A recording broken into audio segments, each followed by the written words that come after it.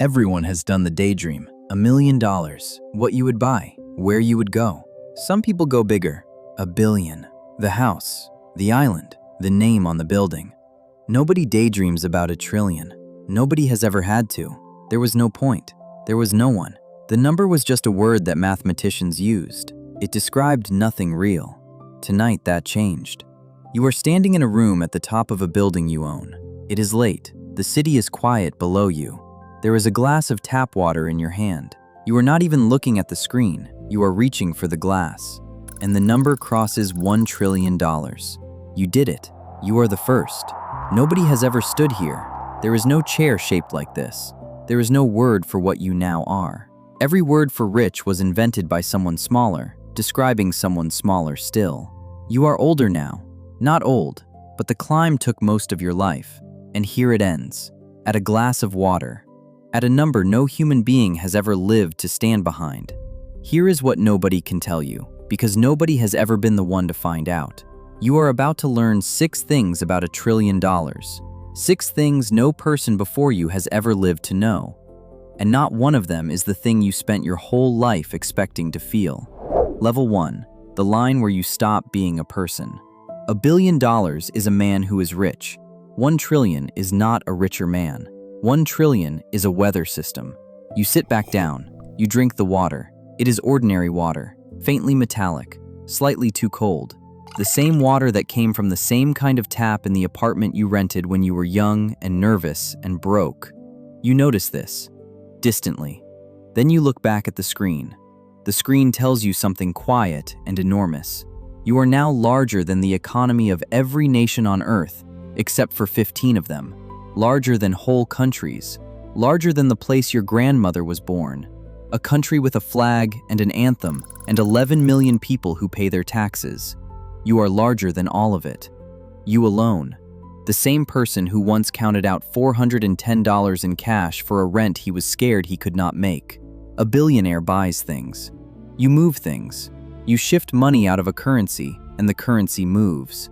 A rumor says you might want a company, and the company moves before you have decided anything at all. You are a verb now. People conjugate you nervously. Somewhere right now, in a time zone where it is already morning, 3 analysts are awake. They are awake because of where your money slept tonight. They do not know your name. They never will. And their mortgages depend on guessing what you do on Thursday. At the income game, you were a man with money. Here, the money has a man. And the man is you. That is the first thing. Level 2. What the number actually holds in its hand. You want to understand the size, so you do the thing you always did, the math. You make it small enough to picture. $1 trillion, spent at $1 million every single day. No investing, no interest, just spending. It would take you 2,700 years to run out. You would have started before Rome was an empire. You would still be spending now. Your descendants, 2,000 years from now, would inherit a balance. You try to feel the size of that. You cannot. The mind was not built to hold it. The same mind that once felt the difference between $12 and $40 in a checking account, felt it sharply, in the body, like a held breath. That mind just goes blank in front of $1 trillion. It is too big to feel. And that means something. Past a certain point, money stops being a thing you live. It becomes a thing you are merely told about. A billionaire buys a yacht. You buy the company that builds the yachts, the harbor it sails into, the fuel it burns, the bank that insures the harbor. A billionaire buys a building. You buy the skyline. A billionaire pays for an election. You are the reason a law exists, and the people who wrote it have your assistant's number. You sit with this for a while. The glass has left a small ring of water on the desk. You move it 2 inches. You look at the wet circle it leaves behind. Perfect. Temporary.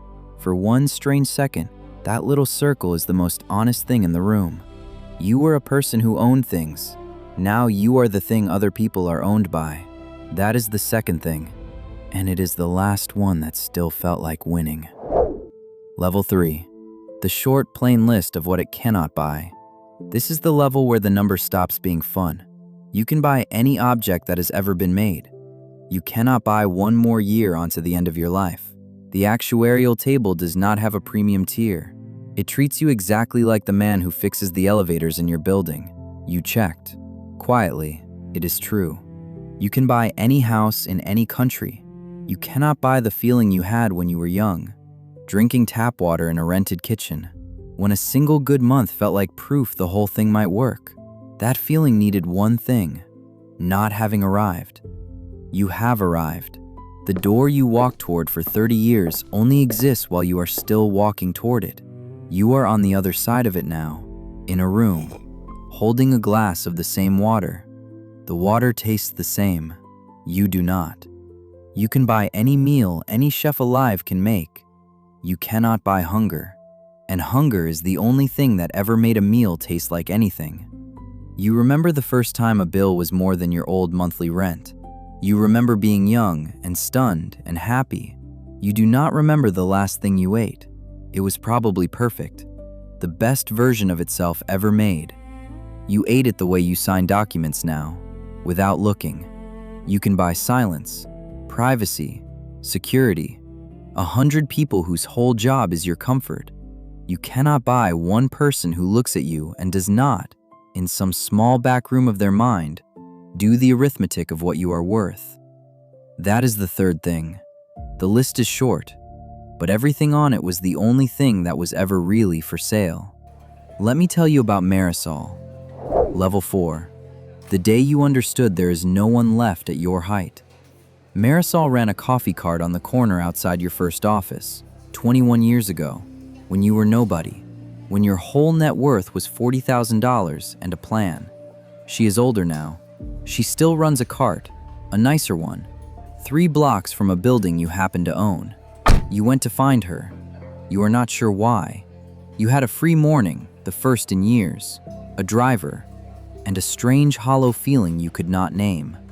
You remembered her name out of nowhere, the way you remember the smell of a place you lived as a child. She recognized you, not from the news, though you are in the news. She knew your actual face. From across a coffee cart 21 years ago. You used to take it black, she said. No sugar. You always looked tired. You bought a coffee. You paid $4. She handed you 11 cents in change. You held the 11 cents in your palm. 3 small, warm coins. The first money to physically touch your hand in years. And it felt, absurdly, like something. You did not buy the cart. You could have bought the street, the block, the bank that holds the mortgage on every building you could see. You just stood there in your unremarkable coat and drank the coffee, and she talked. It was the first conversation in 11 years where the other person was not, underneath their words, managing you. She told you her son is a nurse. He works nights. He calls her every Sunday. She told you her knee is bad. The new cart was her daughter's idea. She told you, without knowing who she was telling, that she would not trade her mornings for anything. She likes the steam, the early light, the regulars who take it black, no sugar, and always look tired. Then she poured you a glass of tap water, unasked, because you looked tired again. You drank it standing on the sidewalk. It was the same water. Here's the thing about the top of any mountain. You spend the whole climb assuming people will be up there, other climbers, a small society of the ones who made it. But the math of being first is the math of being alone. There is no one at 1 trillion. There was barely anyone at 100 billion. The billionaires you used to envy now look up at you the way you once looked up at them. That gap is not a club, it is a distance. Every person you could ever speak to as a true equal is dead, or fictional, or has not been born. Marisol is not your equal in money. In every other unit the body can actually feel she is a wealthy woman, and you are a poor one. That is the fourth thing. Level 5, the weight nobody mentioned. You start to notice something. You cannot put it down. $1 billion can sit in a fund and behave. 1 trillion is not a possession. It is a job that never closes, a job you cannot quit, because there is no one large enough to sell it to, and no exit that does not move the world on its way out. Every choice you make is a policy now. You fund a disease. That disease gets cured. 3 others quietly do not, because the researchers followed your money. You buy a town's main employer. The town lives.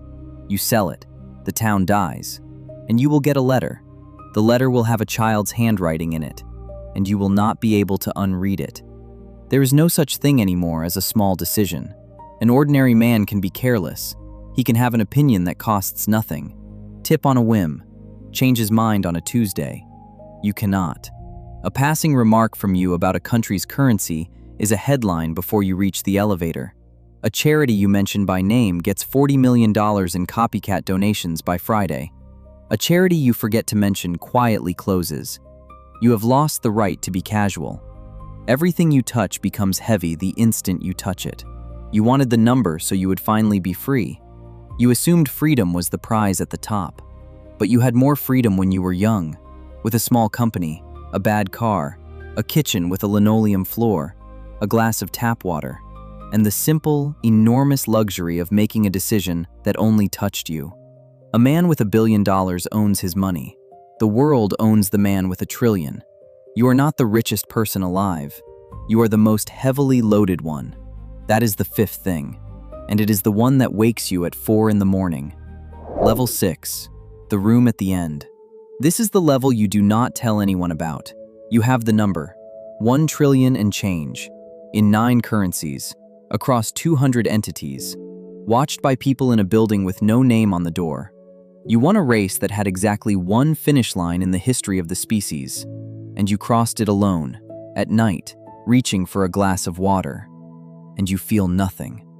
Not sadness. Sadness would at least be something. Not triumph. A flat, clean, total nothing.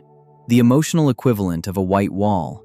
You keep waiting for the feeling to arrive, the way you waited at 1 million, at 1 billion, at 100 billion. Each time the feeling was late, then it did not come at all. Each time you told yourself it would come at the next number. There is no next number. You have run out of next. You understand it now, sitting there. The chase was the thing. The wanting was the thing. The hunger you spent your whole life trying to end was the only part of any of it that was ever alive. And you have killed it. Finally, completely, with the last few 100 billion. The way a man might finally fix a faucet that dripped his whole life, and then lie awake missing the sound. You think of yourself in that rented kitchen, young, the one who would have wept to see this screen, who would have called it impossible, who lay awake on a secondhand mattress doing the math of a future he could not afford to believe in. You would give anything to be him again for 1 hour. Not the money, the not having, the version of you that still got to want, that still got to lie in the dark and believe a number on the other side of a door would fix the ache. He had the one thing you will never own again, a reason to get up tomorrow that was bigger than tomorrow. You spent his whole life spending him, trading him in pieces for the number. The trade is finished now. The boy is gone. What is left is a man at the top of a tower who cannot remember the last meal he tasted. You think of Marisol, 3 blocks away, asleep, a bad knee, a son who is a nurse, a cart she will open at 6. You think of her glass of tap water, handed across the counter because you looked tired. She has a thing you cannot buy with $1 trillion, and she does not even know its name. She has tomorrow. She has a reason to open the cart. She has a thing left to want. You pick up the glass. There is a swallow of water at the bottom, gone warm now. You drink it. It is the same water that came from your grandmother's tap, and the tap in the apartment you rented when you were young, and Marisol's cart, and the elevator man's kitchen, and every kitchen of every person who will ever hear a story about a number they will never reach. It is the one thing the trillion did not change, the one thing you still share with every human being alive. It tastes faintly of metal and of nothing. And it is, you realize, holding the empty glass at the top of the world, the most expensive thing you have ever owned, because it is the only thing left that the money could not touch. You wanted to be the first. You are the first. Nobody told you the first is just a word for the one who got there before he understood there was nothing there. You set the glass down on the wet ring it left behind. You became the richest person who ever lived, and you would trade the entire trillion for one more morning when you were poor enough to still believe it would be worth it. Somewhere right now, someone is reaching for a glass of tap water in a kitchen that is too small. They are tired. They are doing the math of a future they cannot afford to believe in yet. They just heard a number, and the number will not leave them alone. They think the number is the door. They think if they just reach it, something will finally resolve. They do not know yet what it costs. They will learn. They always do. The number does not stop. It just finds the next one. Their glass holds the same water. It always has. It always will.